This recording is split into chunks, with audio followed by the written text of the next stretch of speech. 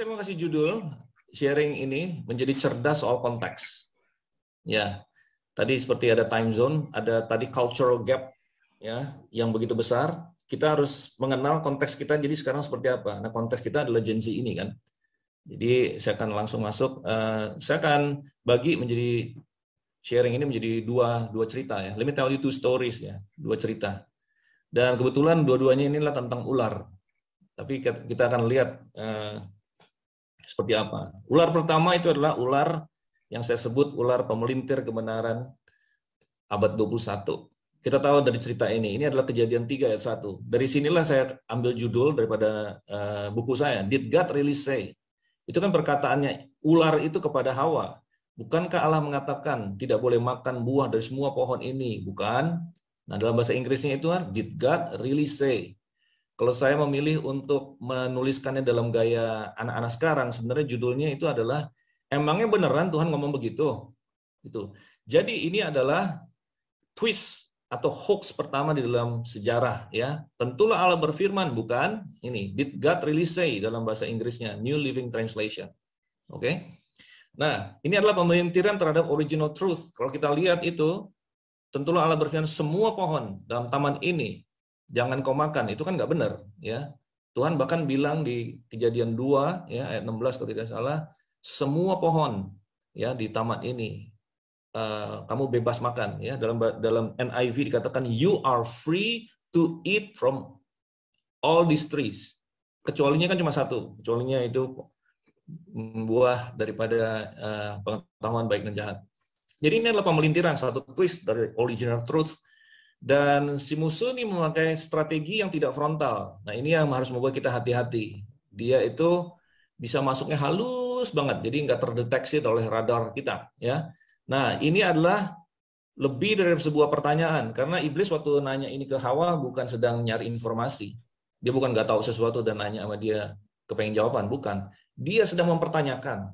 Bahkan sebenarnya dia sedang menabur benih ketidakpercayaan, distrust, mempertanyakan Tuhan. Ya, bahkan dia bilang kemudian bahwa kalau kamu makan, kamu malah menjadi seperti Tuhan. Ya, saya nggak akan bahas dengan lebih dalam di sini, tapi saya ambil satu pasal sendiri untuk menjelaskan ini. Nah, jadi kesimpulan saya, postmodernisme itu adalah cikal bakal postmodernisme itu, mempertanyakan, questioning, ya. Itu postmodernisme ini adalah si ular pemelintir kebenaran di Taman Eden abad 21. Ya, di sini saya mengutip diri saya sendiri nih dari buku itu. Oke. Nah, inilah kenyataannya, inilah konteks kita sekarang. Nah, karakteristiknya seperti apa? Saya dengan cepat saja, ya. Sekarang ini anak-anak kita yang Gen Z, ya milenial dan Gen Z lah, itu berpikir relatif. Ya, saya nggak tahu apakah Bapak dan Ibu sekalian pernah mendeteksi ini. Tapi mereka mikirnya tidak ada yang absolut gitu loh. True for you but not for me. Mungkin itu benar buat kamu tapi buat saya ya belum tentu gitu loh. Nah, mereka merasa kebenaran itu kan interpretasi masing-masing gitu loh. Ya, kayak contohnya mungkin di Madura itu ada karapan sapi, itu sport ya, menggunakan sapi untuk sport. Tapi di India sapi itu kan sacred ya, holy, nggak boleh dipotong meskipun ada kelaparan itu orang nggak boleh potong sapi ya. Nah, itu menjadi contoh dari orang-orang relatif ini bahwa setiap budaya itu bisa menginterpretasikan satu isu dengan caranya masing-masing. Jadi kita nggak boleh dong saling judge gitu. Ya, di Spanyol sapi itu banteng itu bahkan dijadikan dibunuh menjadi matador. Orang India nggak mungkin lakukan itu. Nah, kayak gitu. Nah, kalau pada saat kita bicara gender misalnya, mereka mengatakan demikian. Loh, Alkitab itu mereka tidak akui itu adalah pewahyuan dari Tuhan. Tuhan ingin menyatakan kehendak kepada manusia. Tapi mereka melihatnya itu adalah caranya orang Yahudi pada zaman itu yang lagi nulis itu. Mereka menginterpretasikan ya dengan pengetahuan mereka yang terbatas, mereka menginterpretasikan bahwa Tuhan maunya seperti ini. Bukan Tuhan mewahyukan, tapi mereka menginterpretasikan Tuhan. Jadi mereka bilang nggak penting apa yang dimaksudkan oleh penulis, ya penulis Alkitab dan penulis ini. Yang penting adalah bagaimana pembaca menginterpretasikan. Jadi kan relatif. Nah, gitu. Jadi relatif. Nah, cara berpikir seperti ini membuat generasi saat ini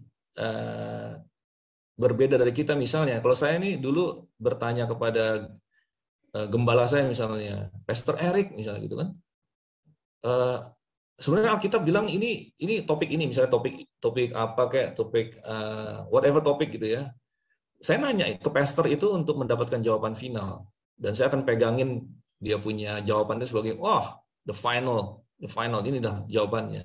Saya respect banget kepada pemimpin. Tapi anak-anak zaman sekarang kalau nanya kepada kita, mereka tidak sedang mencari jawaban final. Mereka kalau kita jawab, mereka hanya mengkoleksi jawaban kita itu sebagai salah satu daripada versi. Jadi karena ada banyak. Sekarang ini horizontal itu cara berpikir mereka, bukan vertikal, ya. Jadi ini salah satunya. Dan yang berikutnya adalah skeptis terhadap otoritas. Ini akibat daripada yang pertama tadi. Mereka melihat bahwa otoritas itu bersifat opresif. Jadi narasi-narasi atau penjelasan-penjelasan dari pihak otoritas biasanya itu bermaksud untuk menekan mereka. Oleh sebab itu mereka nggak mau deh. Banyak orang kecewa dengan pemimpin dan akhirnya tidak mau lagi terlibat di dalam misalnya gereja berstruktur.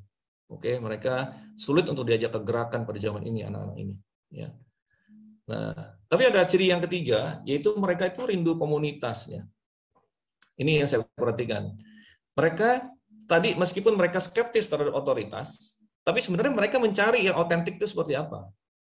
Mereka mencari yang real seperti apa sih. Mereka nggak suka di lecture, mereka nggak suka diajarin atau di apa namanya, kamu harus begini, kamu harus begini, itu mereka nggak terlalu suka. Tapi mereka mau pada saat seorang figur pemimpin yang benar-benar bisa membapai, itu menunjukkan kepada mereka, demonstrasikan, berjalan bersama-sama dengan mereka. Jadi mereka bilang jangan ajarin kita deh, tunjukin aja sama kita dan berjalan sama-sama kita. Nah, jadi dalam hal ini kalau kita tahu karakteristik seperti ini, kita bisa merespon gitu.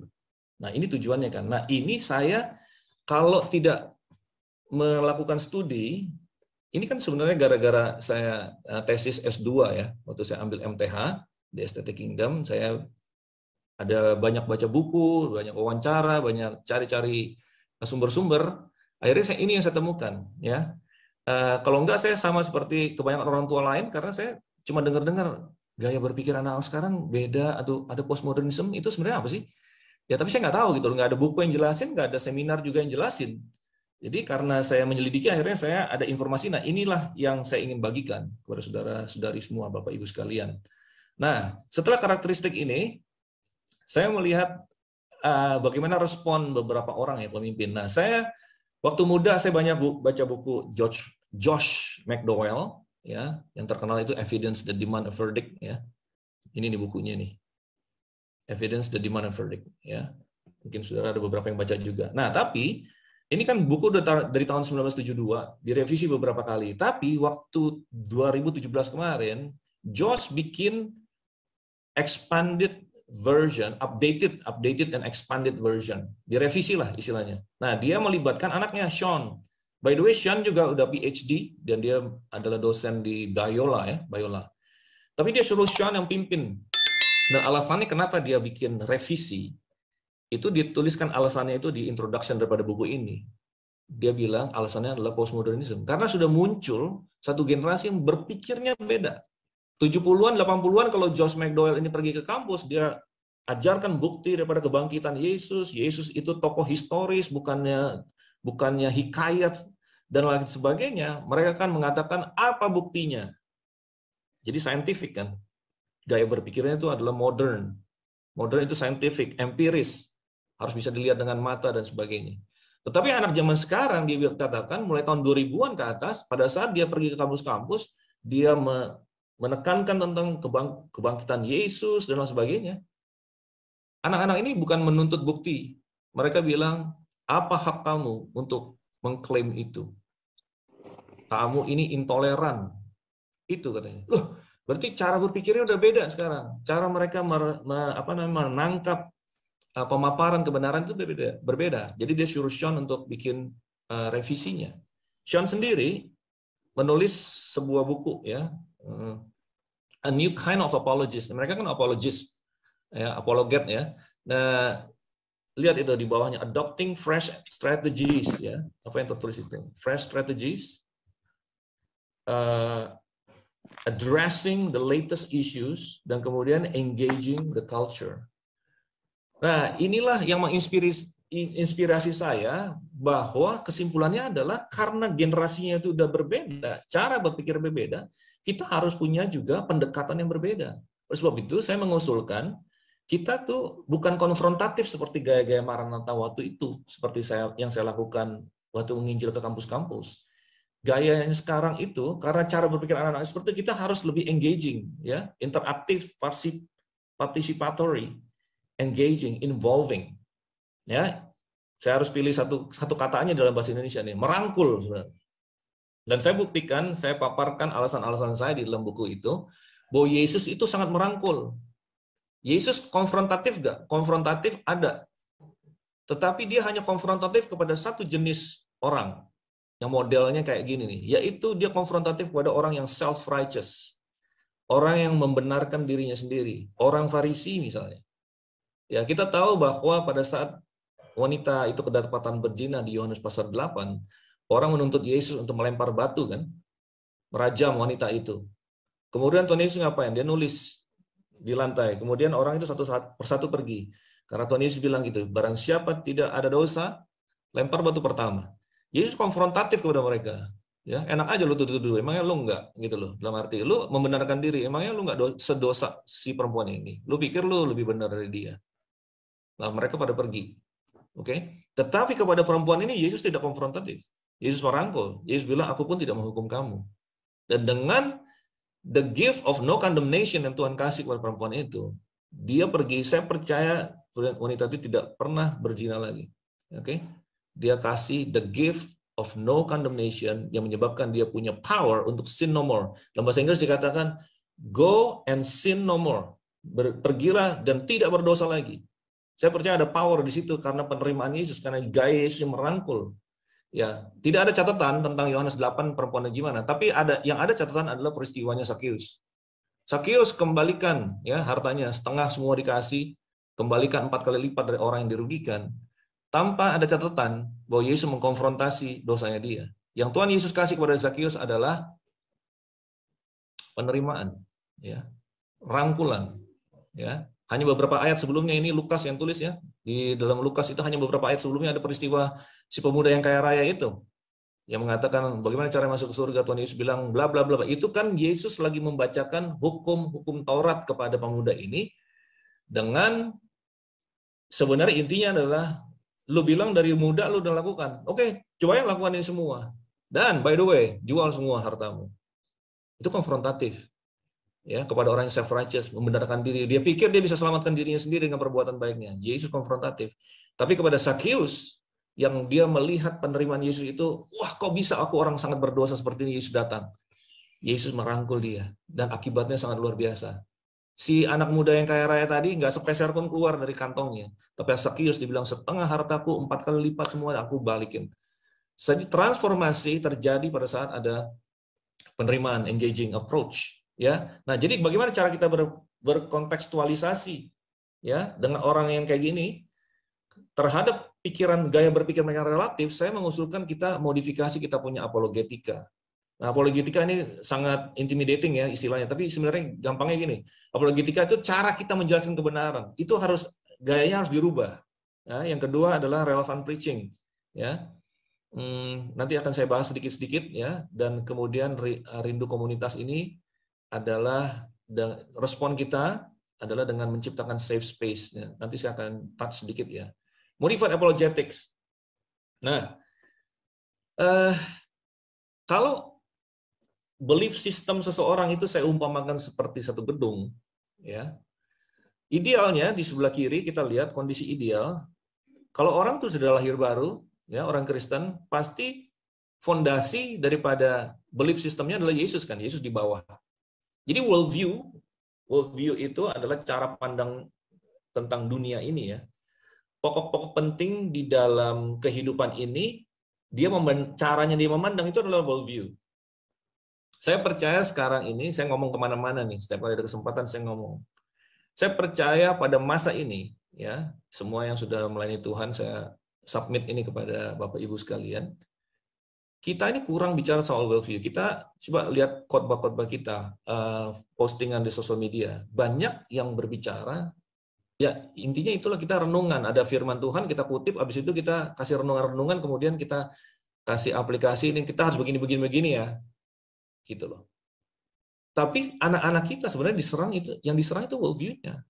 Tentang gender, tentang penciptaan. Artinya kamu ini cuman hasil evolusi aja, bukan diciptakan oleh Tuhan. Tentang pernikahan, tentang rasisme, tentang itu sebenarnya worldview kan, tentang equality. Jadi kita jarang ngomong soal itu. Nah, padahal disitulah mereka dibombardir. Karena dibombardir banyak, maka jadi gemuk akhirnya terbalik. Ini pandangan saya, ini pengertian yang Tuhan kasih kepada saya waktu saya menulis buku ini. Oke, jadi terbalik. Jadi sekarang worldview itu yang paling penting. Kemudian Yesus, mereka interpretasikan Yesus, kebenaran firman Tuhan, itu justru dari worldview mereka yang udah sekuler, gitu loh. Jadi mereka tetap dengan firman sih, kalau misalnya diajak orang tua ke gereja, tetap mereka dengan firman. Oke, Paulus begini, Lukas begini, Musa begini. Oke, mereka dengerin. Tetapi diam-diam worldview mereka udah berubah, gitu loh. Nah, sekarang kalau sebab itu pada saat kita berusaha menjelaskan kebenaran kepada anak-anak zaman sekarang, kepada Gen Z ini, saya mengusulkan kita cukup sering hantam atau berbicara atau menetralisir atau berbicara kepada mereka kebenaran dari sisi worldview dulu, baru nanti kita bawa kepada Yesus, gitu loh. Ingetin mereka, worldview kalian itu salah, gitu loh. Secara alkitabiah kita akan mengatakan begini, kemudian baru kebenaran itu hanya di dalam Yesus. Nah, ini kita perlu modifikasi, oke?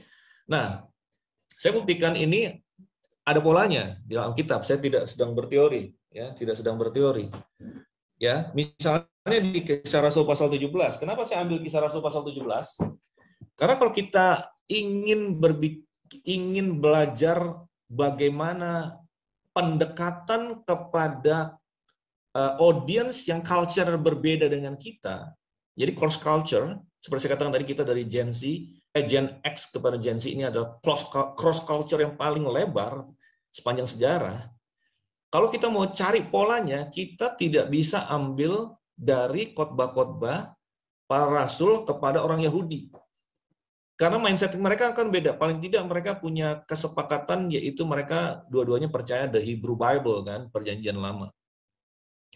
Kalau mau kita ambil gems atau prinsip-prinsip yang kita bisa terapkan sekarang, kita harus ambil dari khotbah Rasul kepada culture yang sama sekali beda. Nah, untuk itu kita kan harus lihat ke Kisah Rasul 17 di Athena.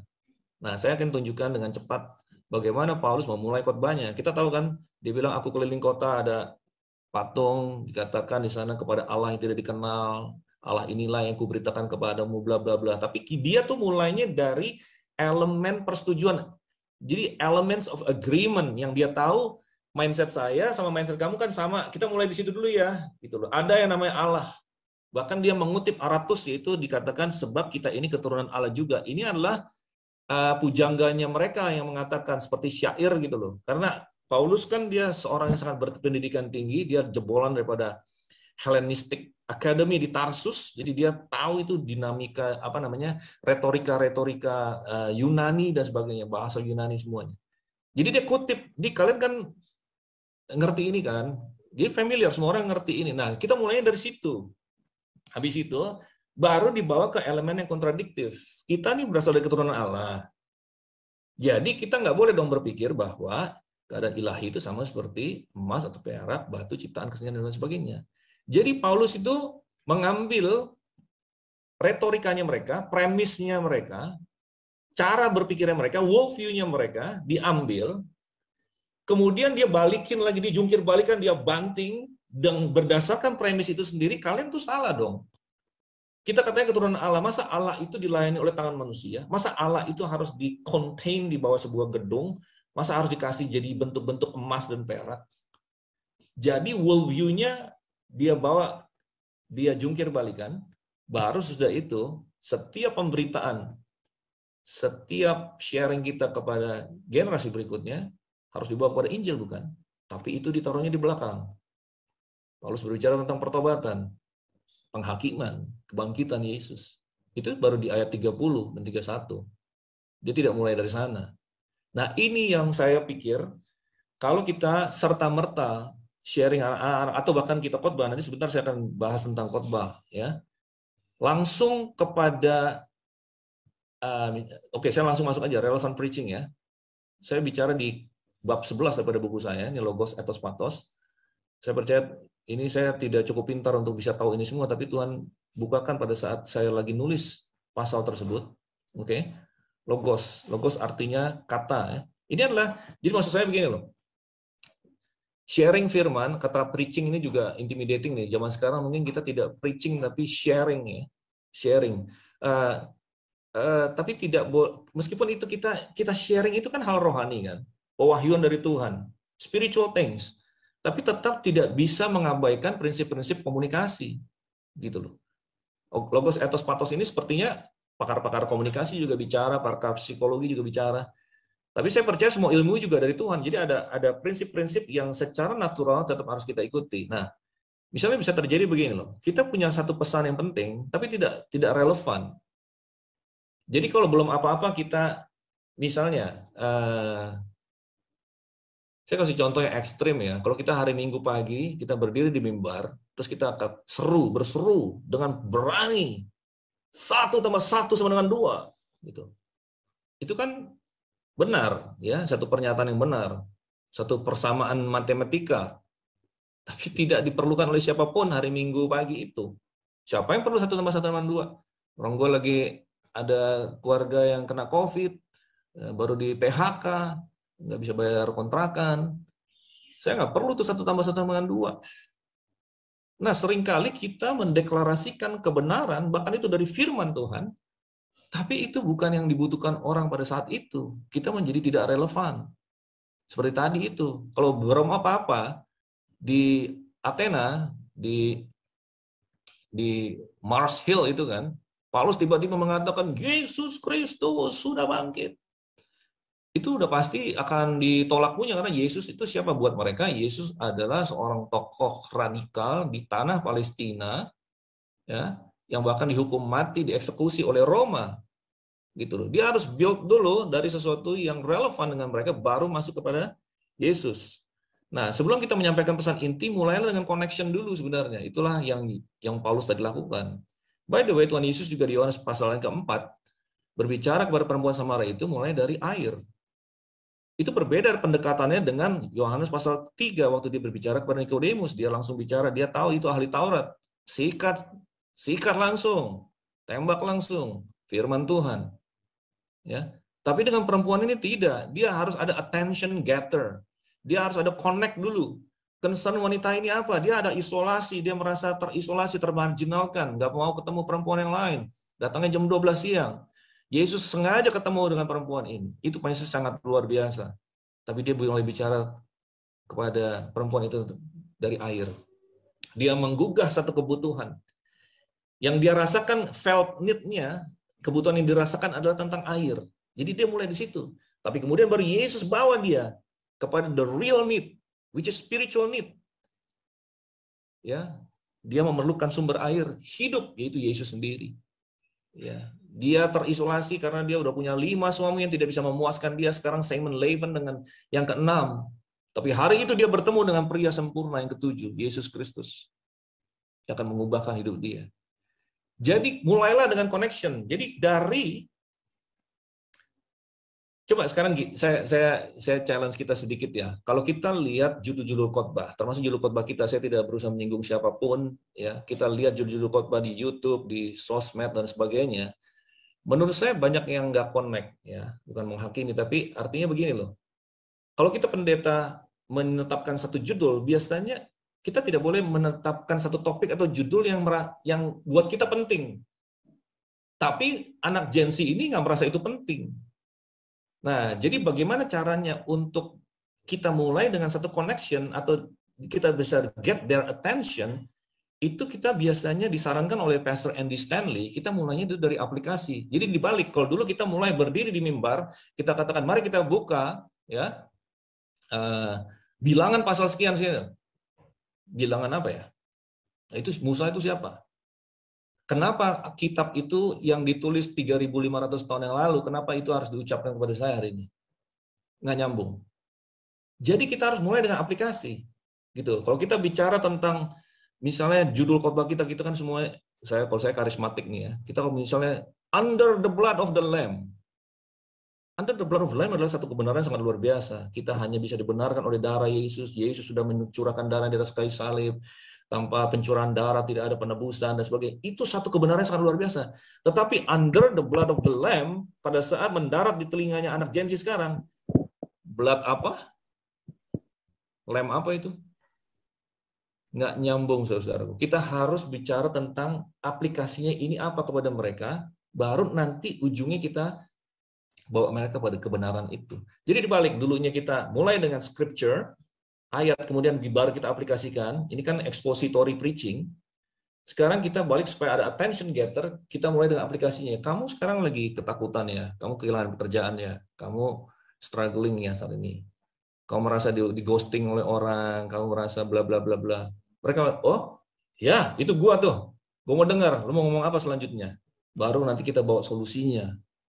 Nah ini salah satu relevan preaching yang saya berusaha sampaikan. Ethos mungkin saya nggak sempat bahas, tapi saya ingin coba bahas tentang pathos. Nah anak-anak zaman sekarang karena kerinduan mereka tadi untuk hal yang otentik, kita harus banyak menyentuh emosinya mereka. Ya itu adalah unsur pathos. Ya. Coba dengan cepat deh. Jangan menganggap remeh kekuatan pathos ini, ya. Karena Tuhan juga menceritakan tentang the power of emotion. Kita orang-orang karismatik ya diajarin bahwa emotion itu harus kita tekan. Ya betul, karena pada saat emosi itu melawan iman atau melawan firman Tuhan, pada saat Tuhan katakan kamu bisa, terus emosi kita mulai meragukan, kita harus. Karena firman Tuhan lah yang kebenaran, emosi kita tidak boleh, emosi kita itu tidak stabil, emosi kita itu harus dibuang. Tetapi emosi itu sendiri, ya, itu adalah dari Tuhan. Tuhan menciptakan kita sebagai emotional being, oke? Jadi ada emosi yang benar, ada perasaan yang benar, yang bertentangan dengan firman Tuhan harus kita buang, harus kita kalahkan, ya.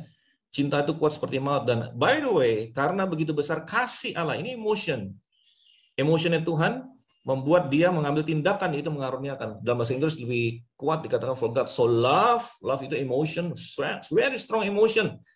Bukan for God love, tapi for God so love. Jadi dia begitu besar kasihnya itu, sehingga dia give. For God so loved the world that He gave. Jadi strong emotion akan membawa action.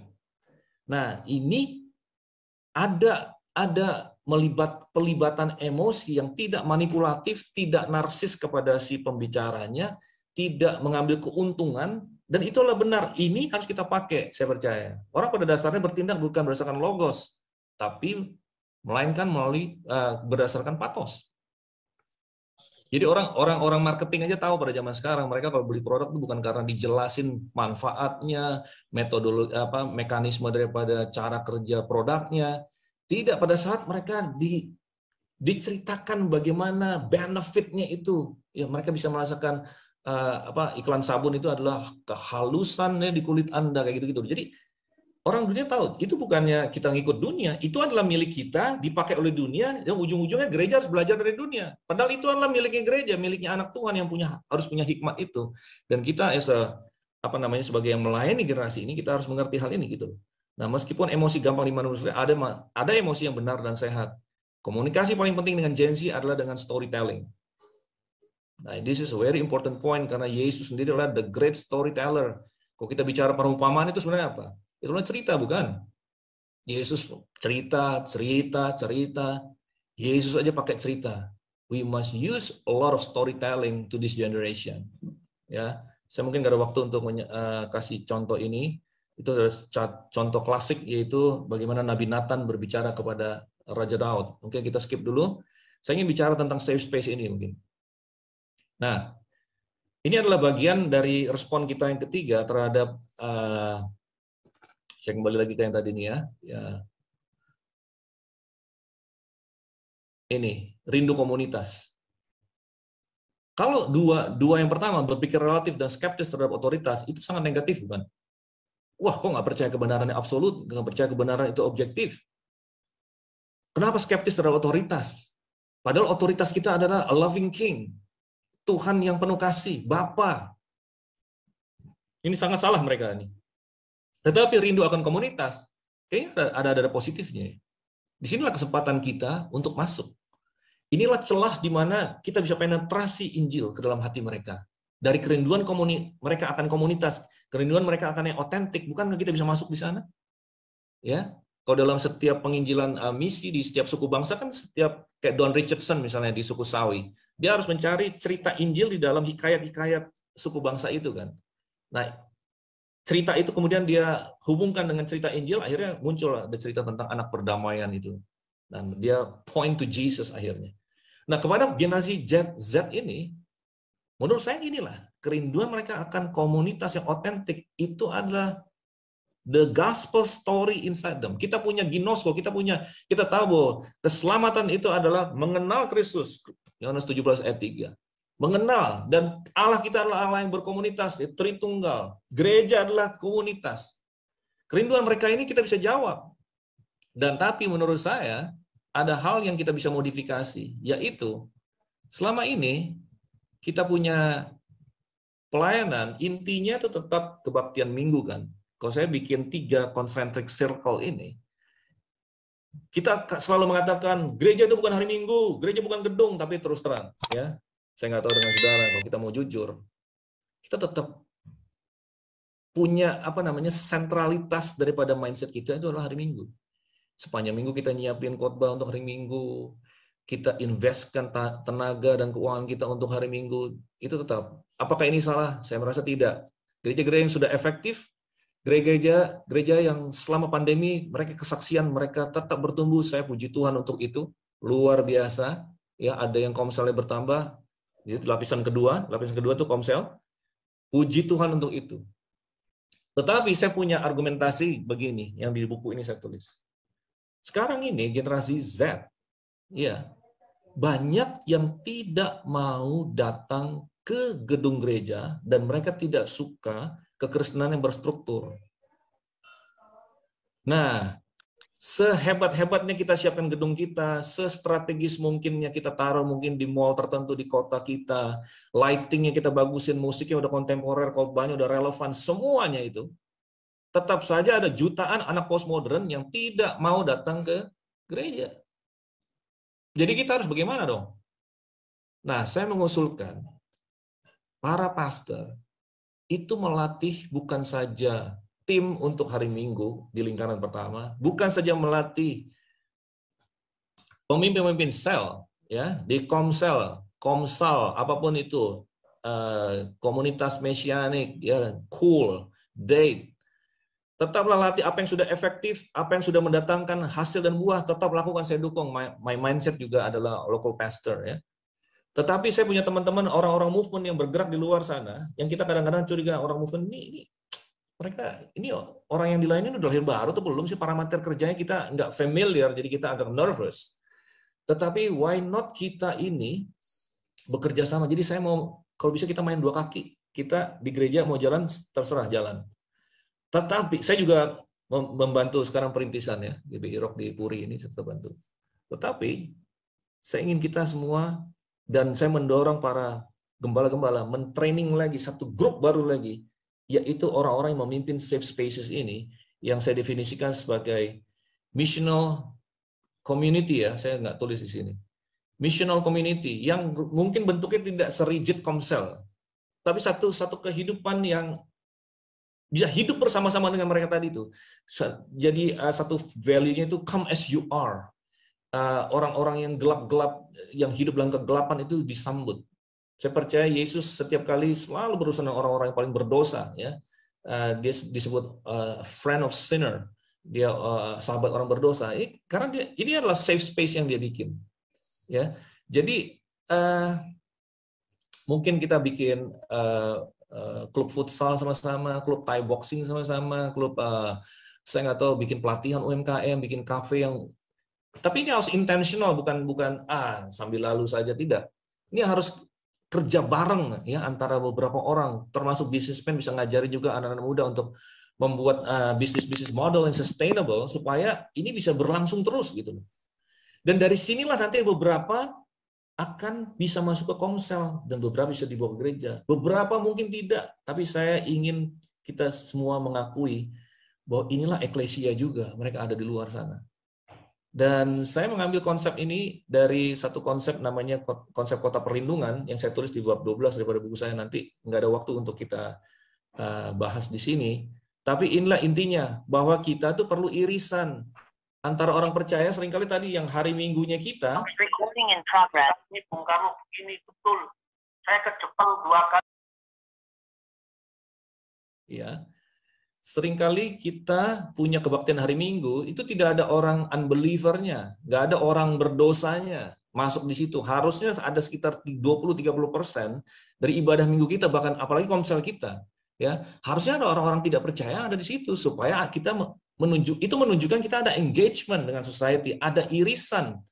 Kalau nggak kita terpisah, ya. Jadi kalau misalnya kita ibadah, orang-orang itu juga, kita Komsel udah setahun, 2 tahun, orang itu juga, berarti kan kita nggak ada engagement kepada, kita nggak merangkul si Zakheus ini, perempuan Samaria itu nggak ada di dalam kelompok kita, gitu loh. Padahal orang belum percaya postmodern itu jumlahnya jutaan, my brothers and sisters, Bapak Ibu sekalian. Ya, jadi kita harus menciptakan irisan ini. Saya percaya safe space ini, ya, kita itu bukan seperti zaman dulu kita pakai KKR, kita pakai traktat, kita pakai open air preaching. Itu sangat frontal dan kita kayak menuntut orang itu harus mengambil keputusan saat itu juga. Tapi sekarang saya memandang penginjilan itu adalah sebuah proses. Ya, lahir baru adalah sebuah titik, saya percaya, karena dikatakan lahir baru, bayi keluar oe-oe itu adalah satu titik, ya, a moment in time. Tetapi kan ada proses sebelumnya. Nah, ini adalah safe space ini adalah seperti inkubator atau satu komunitas pra penginjilan kita.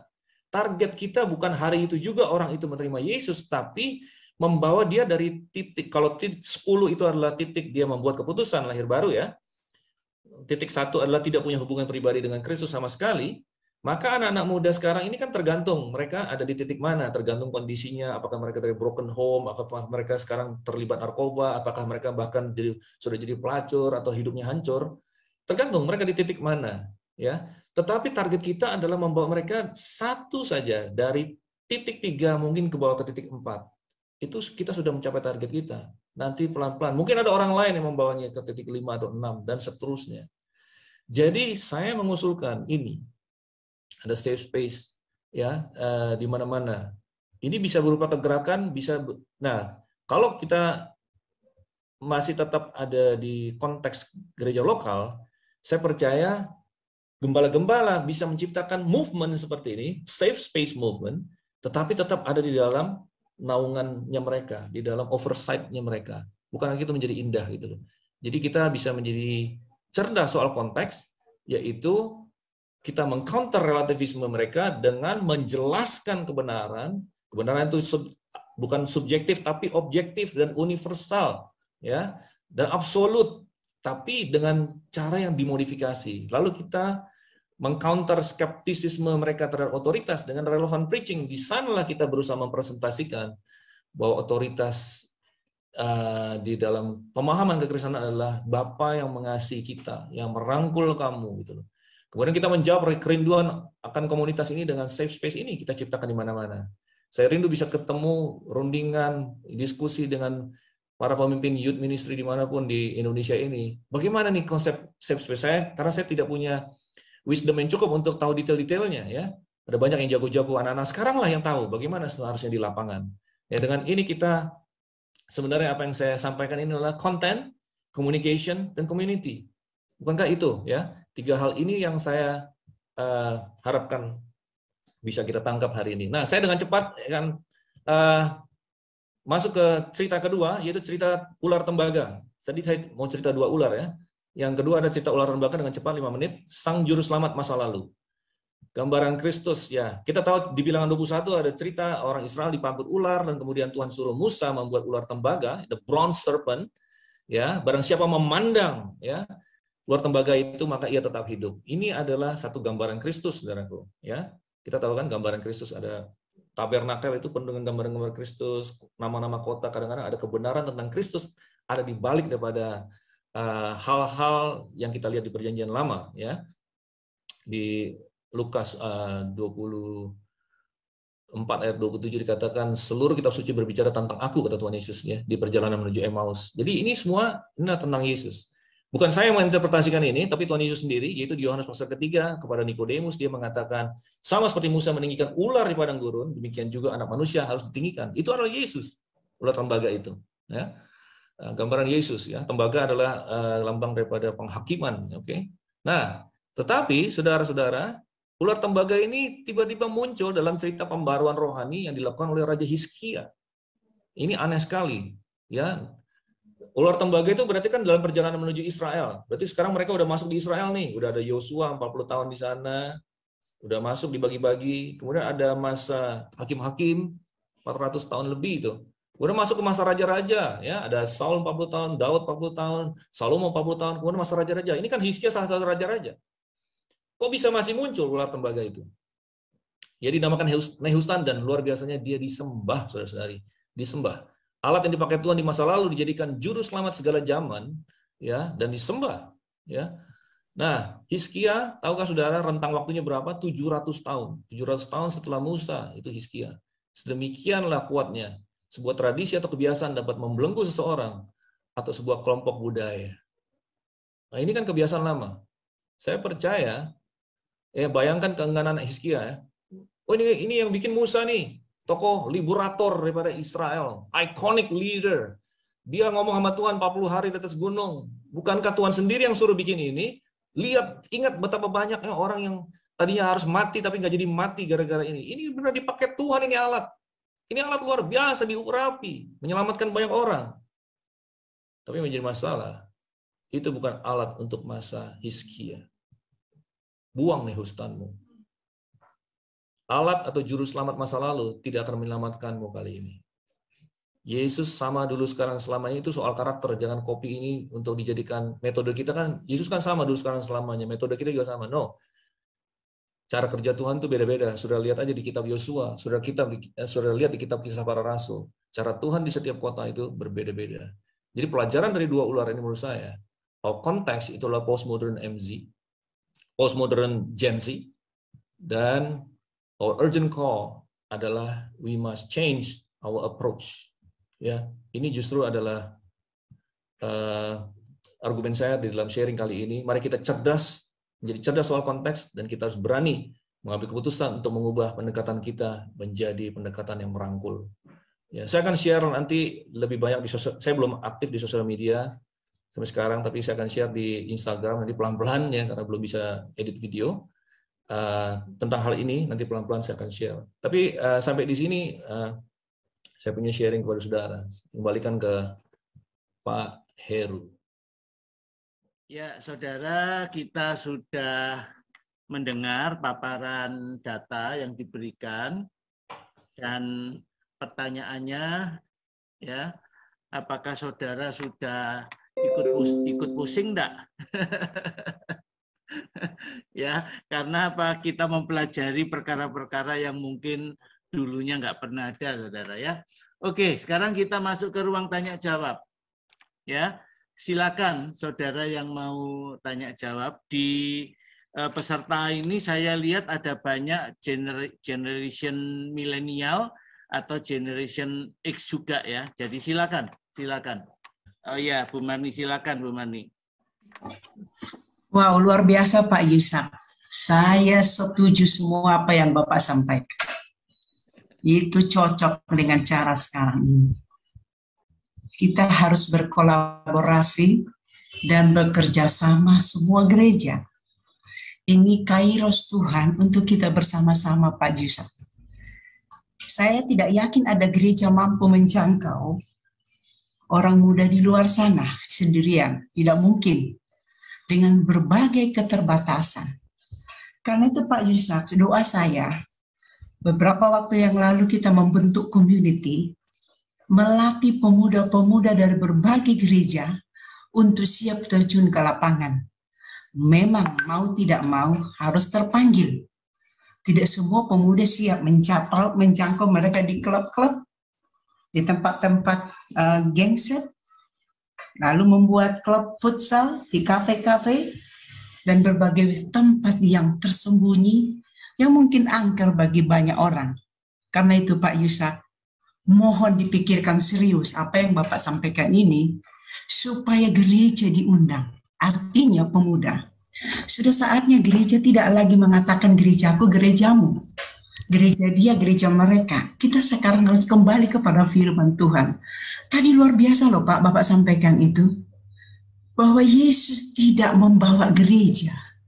Dan Tuhan Yesus tidak pernah memerintahkan membangun gereja. Dan buktinya sekarang, mana pemuda datang ke gereja? Sehebat apapun programnya, ini Kairos Tuhan, pemuda ada di lapangan.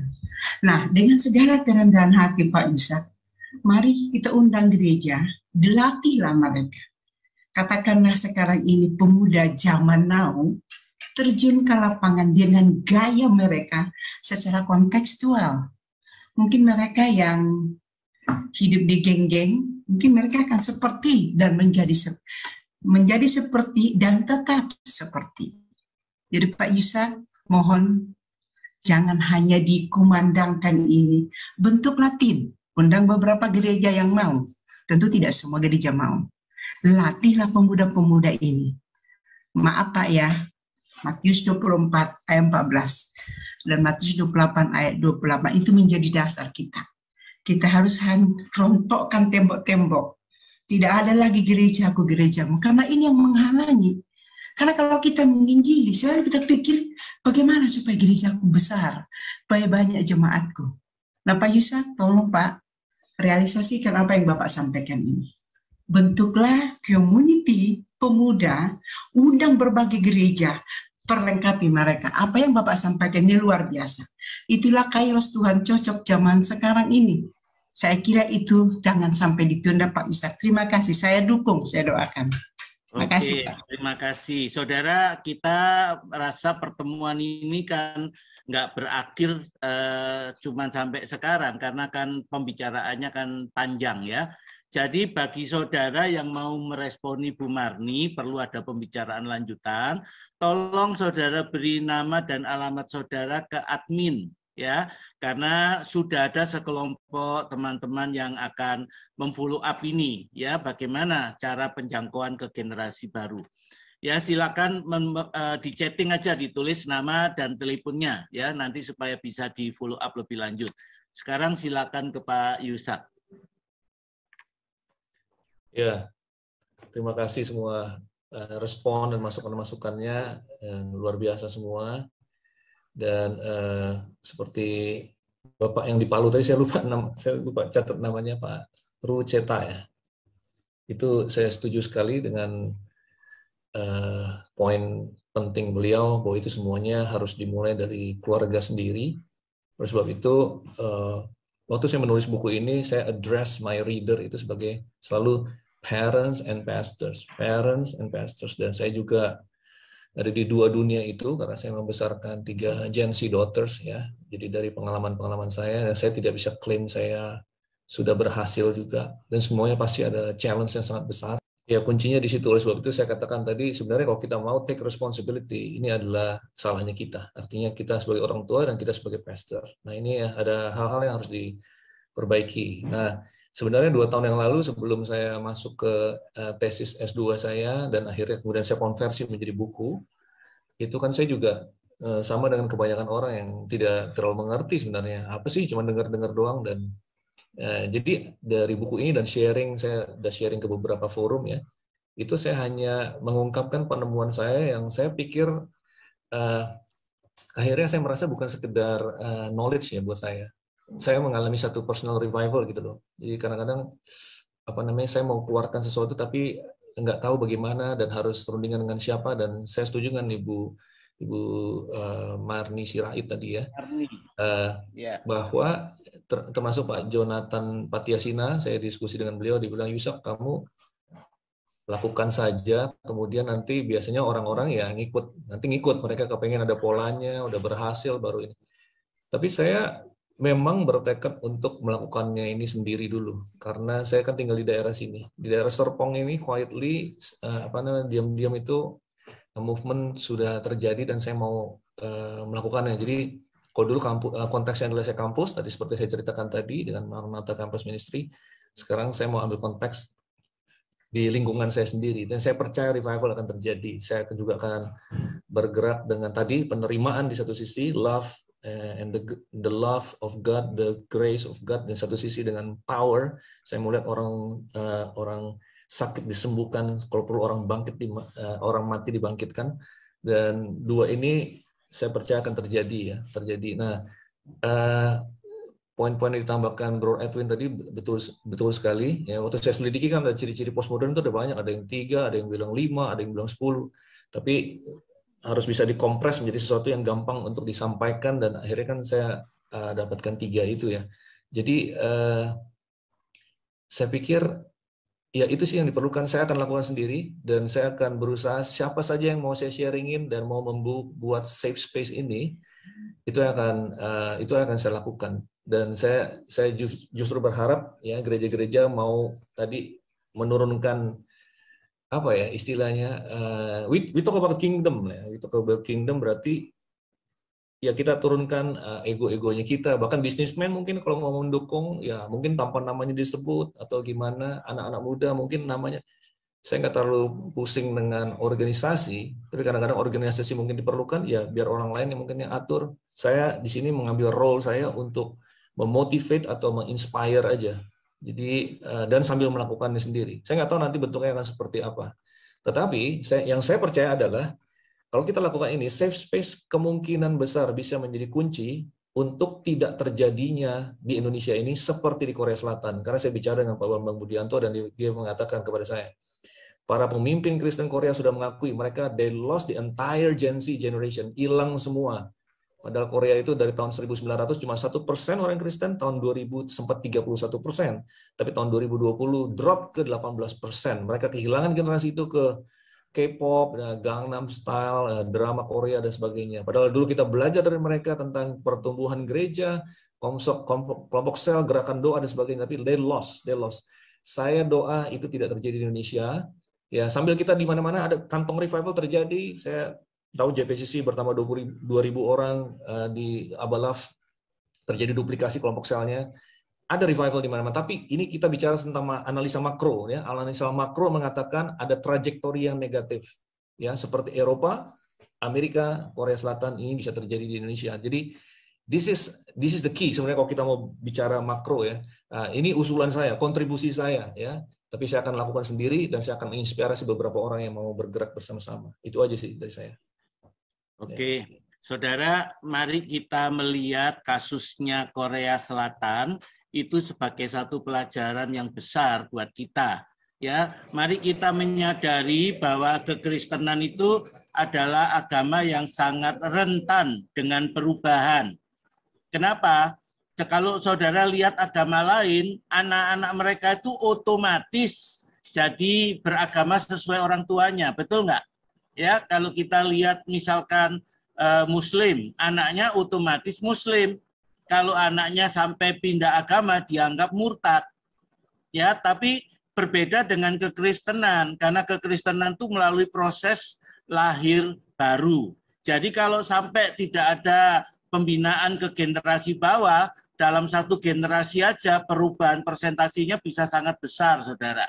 Ya, itu yang terjadi dengan Korea Selatan. Ya, saya juga sudah dengar itu.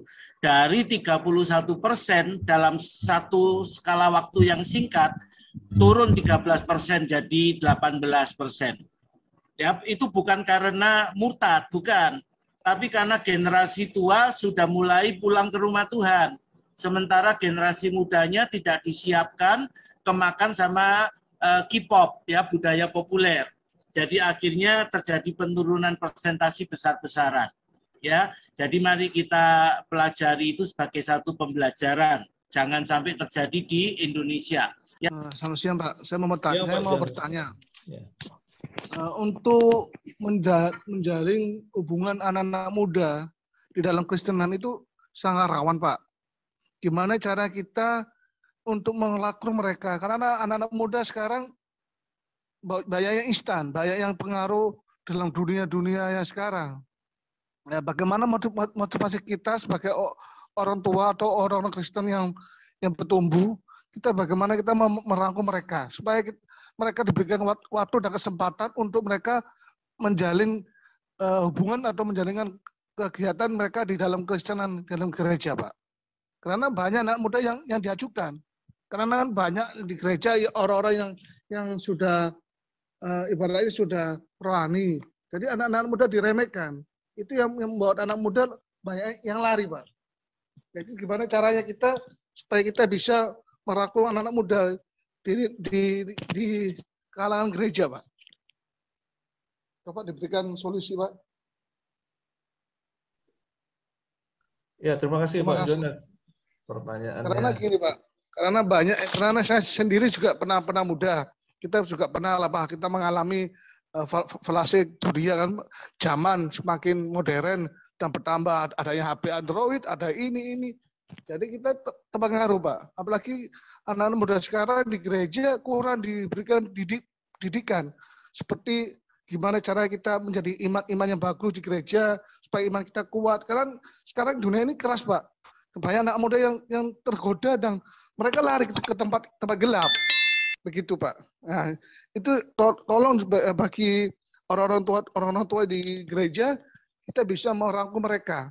Itu tugas kita, Pak, sebenarnya, Pak.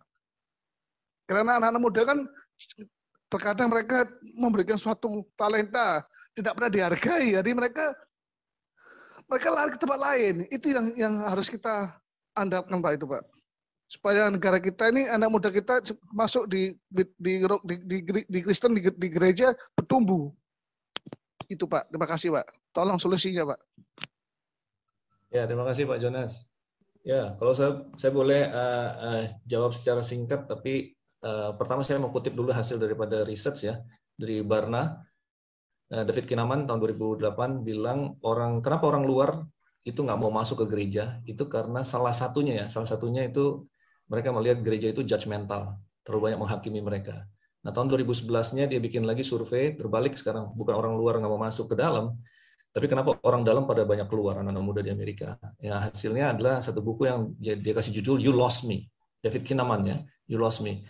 Nah, berarti nggak nyambung, lu nggak nyambung sama gua gitu loh. Jadi, nah kalau saya simpulkan itu, karena jawaban dari Pak Jonas itu nggak bisa panjang, dan mau yang praktis atau filosofis gitu kan. Tapi intinya menurut saya, kalau satu aja yang saya ingin sharekan, dan saya udah lihat itu dinamika dalam kehidupan saya sendiri, bahwa kita ini perlu memberikan penerimaan. Penerimaan. Prakteknya itu adalah lebih banyak mendengar mereka. Jadi mereka tuh kepingin dimengerti gitu. Kelihatannya lemah ya ini. Kalau berkhotbah open air preaching di kampus kan itu kayaknya penuh gagah berani. Tapi mendengarkan ternyata itu yang banyak diperlukan gitu loh. Dan mendengar jadi lebih engaging itu kan, lebih merangkul. Itu yang saya kasih contoh yang Yesus lakukan kepada Sakius. Nah, kita ini kenapa judgmental? Judgmental itu sebenarnya gini loh, we have to make judgment. Tapi judgmental itu adalah sikap. Judgmental itu ada dua hal di sini. Kan kita selalu berkata benci dosanya tapi kasihi pendosanya. Love the sin and hate the sin and love the sinner kan. Nah, jadi kalau pendosanya kita nggak boleh judgmental, artinya kita nggak boleh menghakimi mereka, merangkul. Tetapi kalau tentang isu LGBT apa segala macam, we have to make judgment, artinya Tuhan mau kita punya satu discernment, ya kan? Nah, tapi seringkali ini jadi kecampur gitu loh. Kita orang sinas kadang-kadang yang udah pernah dengar kita ngomong ini, mereka bilang, enggak, kalian juga hate the sin dan hate the sinner juga gitu. Mereka komplain gitu. Jadi itu akan terasa. Jadi kita nggak bisa pura-pura, kita nggak bisa cuma kepingin for the sake of strategy doang kita berusaha menerima mereka segala macam. Tapi itu dari hati kita kan. Nah, kita dari mana kita bisa punya sikap seperti itu, kita juga harus banyak engage dengan community itu sendiri. Makanya saya menekankan Yesus itu punya dua grup ya. Satu, dia selalu bersama dengan muridnya, tapi dia kok selalu punya orang berdosa di sekeliling hidupnya. Nah, ini yang kita kadang-kadang kekurangan.